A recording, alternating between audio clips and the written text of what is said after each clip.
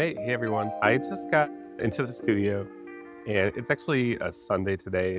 One of the things I've been working on is I hired a designer to help me with some brand exploration and discovery for a new project.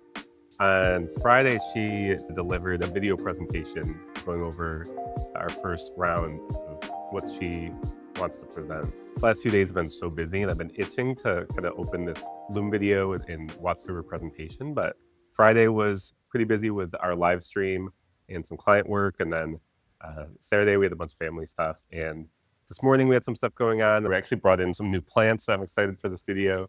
And so just kind of a chill Sunday, and I finally kind of have a moment to take a look at this video.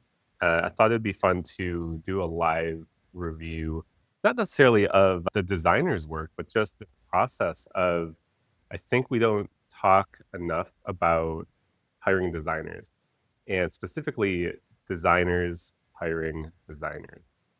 In the last video on this channel, I talk about how early on in my journey as an independent designer, marketer, I began facilitating these discovery workshops. And they were really intended to get at the heart at what we were looking to do together and what is the best things that we can work on together that help people achieve the greatest outcomes. And that really changed my business entirely. I always was a communicator and I liked working with people and coaching through people, but I think at the time I was more known for my creative output, websites delivered, videos produced, social media marketing, all these things. And this was my first foray into helping people more on a strategic level and finding that really people never hired me just for the designs or websites. It was actually about my process from the beginning. And it was my process that helped us get good outcomes. And the designs and websites we worked on were quality because of the process, what we worked on in the beginning. And that changed my business entirely.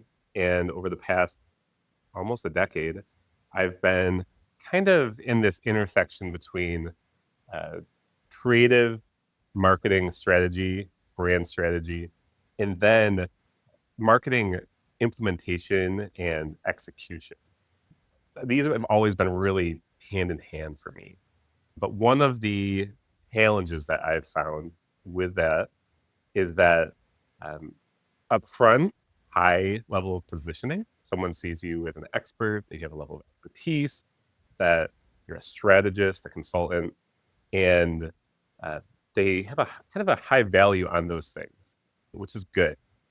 And once we begin to move into implementation, I don't think people are cognizant of this, but once you begin getting your hands involved in the, the tasks of designing, developing, really staring at a computer screen for a while, it begins to kind of degrade or devalue your positioning. Like I said, I don't think people are very cognizant of this. I think it's a little bit kind of just behind the scenes. But what that does is over time, you begin being more thought of as someone who pushes pixels and not as a high level consultant. The analogy that comes to mind is someone who's not necessarily my favorite person in the world, but this might be helpful is, let's say, Elon Musk. You know, he oversees as leader of Tesla. And you may see someone who develops these really sophisticated, attractive vehicles. But if Elon Musk was then to go and work on the brakes on a Tesla, you begin to see that, oh, now why is Elon working on the brakes? And that's kind of what I've felt like over the years of being a strategist and then beginning to get my hands tangled in marketing implementation and then seen as more of a marketing implementer, not a strategist. And so the challenge of that over time just become more apparent. And so I'm sharing this on this channel a little bit to be transparent and to sort of build in public what my solution is to these challenges. One of the things that I've been really working and planning to do for a few years now has been separating my marketing strategy work and my marketing implementation work. What that looks like is essentially building a studio where I can house all of my creative marketing implementation work and begin to invite other contributors, designers, developers to work with me on those projects, and then to potentially hire under this studio and eventually have my hands more or less out of the implementation work and just kind of lead and manage, but still have the ability to work independently with people as a strategist. And maybe there's some synergy between those two, maybe there's not. Still looking to figure that out. But I've been looking to do this for a couple of years now.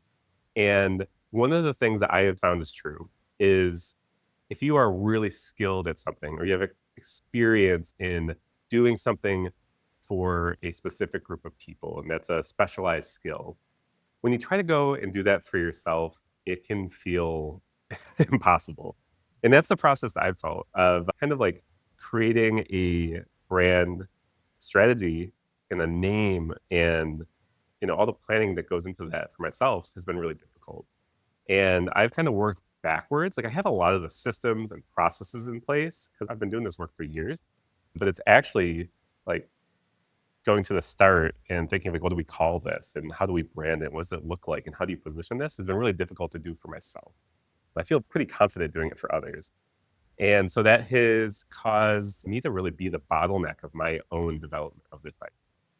And the backstory is when I started, I actually brought on a designer to do my own brand identity, my logo and things like that. And when I launched my podcast, my brand for social entrepreneurs called We Can Do This, I hired a designer to do the artwork for that, podcast artwork and things like that. And so I have found in my own story that it really took me investing into working with someone else who may do the same things I do, but working with them so that I get out of my own head. And I just have a sense of because you invest in it and you invest time and dollars into working with someone else that you just take it more seriously. So I'm kind of taking what I've learned there, and in this stage, I realized I really need to bring in someone else to help me with the name and brand identity for this new studio venture. And so recently, I reached out to Kristina Bleiler of Gem Creative Co. And she's actually someone I worked with my previous job. If I remember right, she originally came in as an intern. And very quickly, we realized she's an intern, but she was like, just bring her on the team. Like, this is incredible, right? We probably learned more from her than she did from us. And since then, she's moved on to start her own brand strategy and design company herself. It was the first person I thought of to bring in. I had experience working with her, and I've just really loved seeing what she's done over the years. She's working on the brand exploration for this and helping me get started and see where this goes. And so today, I'm just going to do a live review of not necessarily Kristina's work, but share with you along the journey of what this process is like to build my own studio in collaboration with others and to get this off the ground. Hopefully you learn from this and I learn from it too. So I'm just going to open my laptop and start this video and get this kicked off. All right, so she sent me an email. I'm pulling up this Loom video. I really love, and a big part of my work is asynchronous work. So the idea that we had calls up front and then she did some research. We sent out a survey to some past clients and colleagues of mine, people I just really respect their opinions, and they have worked really closely with me. They probably know more about me than I know about myself in some ways. She facilitated the brand discovery process with me. We met for a call and for a couple hours. She asked me a lot of questions and got a lot of my out of my head. I am a verbal processor, like to a T. But I really need to talk with someone to get my ideas out of my head. All right, let's push play. To share some creative direction and ideas for your branding. There were some unifying concepts and threads that I kept coming back to, which ended up inspiring that I'll talk through in this presentation. So really curious to hear what this for the knowledge of the tools making. She just said that through our time together and through the surveys that past clients and colleagues have filled out, that this idea of creative and strategic, they're just completely interwoven, which is 100% true. And a lot of people will ask, why don't you just do one? Why don't you just do strategy? Or why don't you just do design implementation? For me, it's so hard to separate in my brain. It's so hard to separate in my brain. I think I'm just so deep in both of these worlds. I feel like I have a lot to offer. And I love being in the room for all sides of this myself. really is an end-to-end marketer, someone who sees a concept and idea from beginning to end. It's just really hard to not. And often I'll say, like, if something is hard, but you can't not do it another way, then you should do it that way. To expand on opportunity, differentiate how you are shown agency compared to others. I know that we said that people first mindset and Yeah, that's really good. One of the insights that Kristina had was that maybe an opportunity to differentiate myself from others in my space is a lot of these sites and brands are very graphic heavy and very design centric, and we don't see a lot of face and like connection for human. And a lot of my philosophy is, and personality even, is just people first and values first. And so one of the opportunities to differentiate is to making sure that humans can see themselves in the work. So I always start with identifying words that I would describe like the personality of the brand. So I have conscious, my number one, again, back to that sense of awareness, optimistic, pragmatic, innovative, and centering. so some of these were words. It's good. See, these are five, are essentially our brand traits and our brand attribute. These are 5 words. Maybe one of them I may have came up with myself, but the rest are so on point, but I could have never gotten those just sitting in a room staring at a screen or staring at a whiteboard. And the limited time that we spent together for her to really establish these as the 5 traits is worth the whole thing together. Well, and because there's something about Is that you have this very centering presence that helps people stay focused. It helps people. One of the funny things about doing this is I have really struggled to just come up with a name.